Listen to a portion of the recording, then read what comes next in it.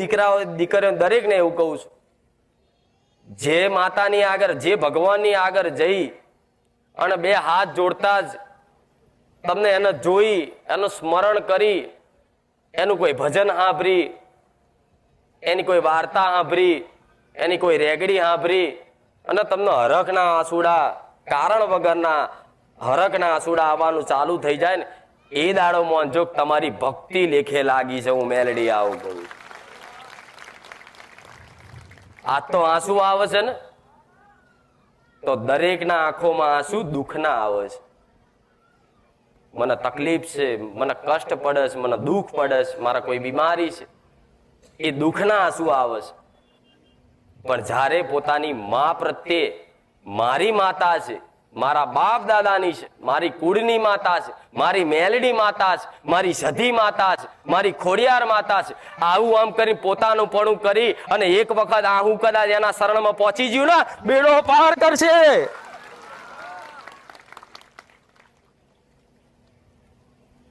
પોતાની કરીને કદાચ એક હરખનું એક ટીપું કદાચ એના દીવા હોમું કે એના ફોટા હોમું પડી ગયું ને ખાલી, એ તમારી માં એ આંસુ ઝીલી લે છે. અને આંસુ ન પોતાનો પ્રાણ મોની, પોતાનો જીવ મોની તમારી માં હાચવશે કે દીકરા તું મારો થઈ ગયો, જગતમાં ડરવાની જરૂર નહીં, જગતમાં બીવાની જરૂર નહીં, હું તારી માતા બેઠી છું.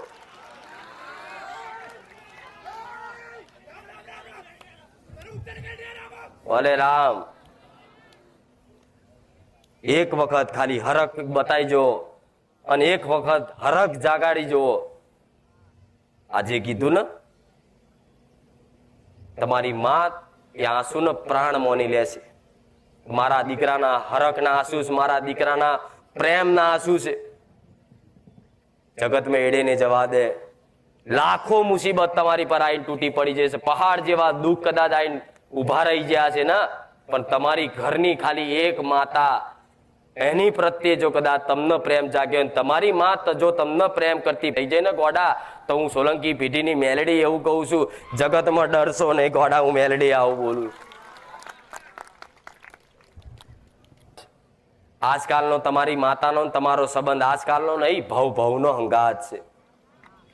આ થોડી ઘણી ભક્તિ જાગી, ગયા રવિવારે કીધું તું કે થોડી ઘણી ભક્તિ જાગી છે ને, માતાજી ભગવાન પ્રત્યે વિશ્વાસ બેઠો છે ને, તો ભવનો હંગાત તમારી માતાનો તમારો હશે ને, એટલે ભગવાને આ જન્મ મનુષ્ય આલ્યો અને આ જન્મમાં તમારી માતા આલી.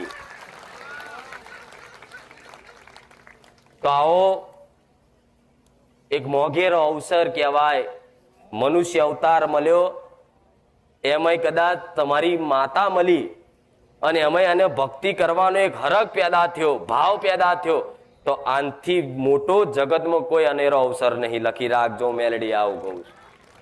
અને એ તો તમારી માતા તો મળી ભલે મળી, તમારી માતાની ભક્તિ કરવા ભલે મળી, પણ એમાંય તે હું સોલંકી પેઢીની બહુસરના ખાતાની ઉગતાની રોમવારી મેલડી મળી. તો પોતાની જાતને ભાગ્યશાળી માનજો કે અમને કોઈ માર્ગ બતાવવા વાળું ડેરું મળ્યું છે. હેલો મિત્રો, સ્વાગત છે તમારું આજના આપણા નવા વિડીયોમાં. તો મિત્રો, આજના વિડીયોમાં જોયું તમે ખોખાર મેળીમાં કઈ રીતે કુળદેવી વિશે વાત કરી મિત્રો. જેમ કે તમારે કુળદેવીને કોઈ પણ પ્રકારે એતરાજ મિત્રો, તો તમે કઈ રીતે તેમને મનાવી શકો એ બધી વાત કરી છે મિત્રો ખોખાર મેળીમાં. તો મિત્રો, ઘણા ખોખાર મેળીમાંના ભક્તો હોય છે કે જેને બારેજા ધામ આવવું હોય છે, પરંતુ તેને ખબર હોતી નથી કે બારેજા ધામ ક્યાં આવેલું છે. તો મિત્રો, તમે મોબાઈલમાં બેસીને પણ ખોખાર મેળીમાંના આવા વિડીયો જોઈ શકો છો મિત્રો. તો એના માટે તમે આપણા ચેનલને સબસ્ક્રાઈબ કરી દેજો, જેથી કરીને નવો વિડીયો આવે તે તમને તરત જ મળી જાય. તો મિત્રો, ખોખાર મેળીમાં આજના વિડીયોમાં કીધું કે કઈ રીતે લાખો શ્રદ્ધાળુઓના દુઃખ દૂર થઈ શકે, કઈ રીતે તમે તમારું દુઃખ તમારી રીતે જ દૂર કરી શકો મિત્રો. એમાં કોઈ ભૂવાની કે કોઈની જરૂર ના પડે, માત્ર તમે તમારી માતા પાસે સાચો ભાવ રાખો એટલે તમારું દુઃખ હોય મિત્રો તે 100% દૂર થઈ જાય. તો મિત્રો, તમારું દુઃખ દૂર ન થતું હોય મિત્રો, તમને એવું લાગતું હોય કે હું તો ખોખાર મેળીએ જઈ આવ્યો, હું તો બધી જગ્યાએ જઈ આવ્યો કે જ્યાં લાખો શ્રદ્ધાળુઓના દુઃખ દૂર થયા, પણ મારું દુઃખ દૂર નથી થયું. તો તેનું કારણ શું છે મિત્રો, એ પણ આજના વિડીયોમાં માતાએ ખોખાર મેળીમાં એ કીધેલું છે. તો મિત્રો, તમે સરખો ભાવ ના રાખશો હોય. જેમ કે તમે જે ટેક લીધી હોય કે મારી હું એટલા ટાઈમ સુધી આવું નહીં કરી, અથવા તો ઘણા લોકો એવું કરતા હોય છે કે માંસ મટન નહીં ખાવ, પણ પછી એણે એવી રીતે મેલું કરી દીધું મિત્રો ઘર.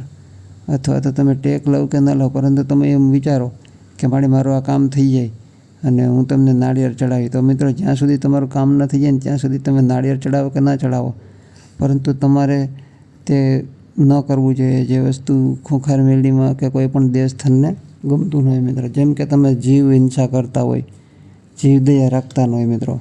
પછી બીજી વસ્તુ એ મિત્રો કે તમે જો ચકલાને ચણ નાખો એવું બધું કરો મિત્રો, તો તમારે જે ખૂંખાર મેળીમાં છે મિત્રો તેમની માનતા એવી રીતે રાખો એવું ખૂંખાર મેળીમાં કહે છે.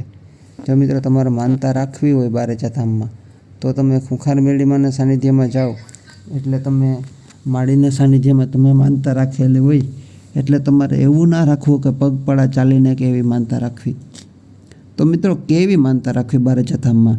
તો બારેજા ધામમાં માનતા રાખવા માટે મિત્રો તમારે ખૂંખાર મેળીમાંના પ્રવચન સાંભળવા, એમાંથી જ તમને ખબર પડી જશે.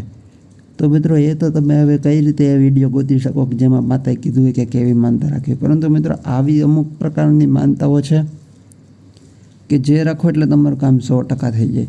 તો એ કઈ માનતા? તો એ માનતા માટે મિત્રો તમારે બારેજા ધામ જવું પડે અને ખૂંખાર મેળીમાંના પ્રવચન સાંભળવા પડે. જેમ કે તમારે રવિવાર ભરવાની માનતા રાખેલી હોય એમાં. પછી મિત્રો બીજી માનતા એ કે તમે ચકલાને ચણ નાખો, ઘરે બેસીને ચકલાને ચણ નાખો, અથવા તો કીડીને કીડિયારું પૂરો, કે પછી કૂતરાને બિસ્કિટ આપો ચા સાથે, દૂધ સાથે. તો મિત્રો કૂતરાને તમે બિસ્કિટ આપો દૂધ સાથે, એટલે એ પણ માનતા કહેવાય. ખૂંખાર મેળીમાંની માનતા મળી હું એટલા ટાઈમ સુધી કૂતરાને બિસ્કિટને ચા આપીશ, અથવા તો બિસ્કિટ આપીશ, દૂધ આપીશ. મિત્રો એવી માનતા રાખવાની. પછી બીજી વસ્તુ એ કે તમે જે મૂંગા ઢોરું હોય તેમને હિંસા ન કરો મિત્રો, એને તમે મારો નહીં, એને તમે પ્રેમથી લાડ પ્રેમ કરો મિત્રો.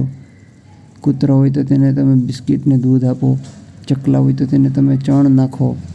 તો મિત્રો આવી માનતાઓ કરો એટલે તમારા કુળદેવી માતા છે તે તરત પ્રસન્ન થાય એવું ખૂંખાર મેળીમાં કહે છે કે માનતા કરવી તો એવી કરો જેથી બીજા જીવનું પણ ભલું થાય મિત્રો. તો તમને આજનો વિડીયો પસંદ આવે તો વિડીયોને લાઇક કરજો, ચેનલને સબસ્ક્રાઈબ કરી દેજો. જય ખૂંખાર મેળીમાં, જય હો બારેજા ધામ.